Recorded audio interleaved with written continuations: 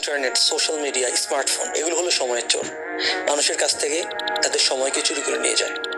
দেখুন, এই দুনিয়া হলো কিছু মুহূর্তের সমষ্টি মাত্র। এই মুহূর্তটুকু আমাদেরকে কাজে লাগাতে হবে। কিয়ামতের দিন ৫টি প্রশ্নের উত্তর না দিয়ে কোনো ব্যক্তি আল্লাহ তাআলার সামনে থেকে এক পাও নড়তে পারবে না। তার মধ্যে অন্যতম দুটি প্রশ্ন হলো, তুমি তোমার যৌবনকে কোথায় ব্যয় করেছো? তুমি তোমার জীবনকে কোন কাজে লাগিয়েছো? সময় কতটা মূল্যবান আমাদের জীবনে, যে মুমিনের জীবনে। যেহেতু দুনিয়ার জীবনটা খুব অল্প সময়ের, তাহলে এই অল্প সময়টুকু কাজে লাগিয়ে আমাদেরকে আখিরাতের বীজ বপন করতে হবে। কিন্তু মানুষ দুনিয়া নিয়ে এত দীর্ঘ আশা, এত দীর্ঘ প্রত্যাশা লালন করে, এটা দিন শেষে তাকে দুনিয়া লোভী বানিয়ে ছাড়ে।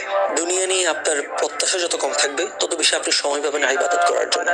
ইবনে আতা রাহিমাহুল্লাহ খুব সুন্দর কথা বলেছেন। তিনি বলেন যে অনেক জীবনের সময় কম, আশা বেশি। আবার অনেক জীবনের আশা কম কিন্তু সময় বেশি। দুনিয়ার ব্যাপারে সীমাহীন আশা মানুষের সময় নষ্টের অন্যতম কারণ। হাসান বসরি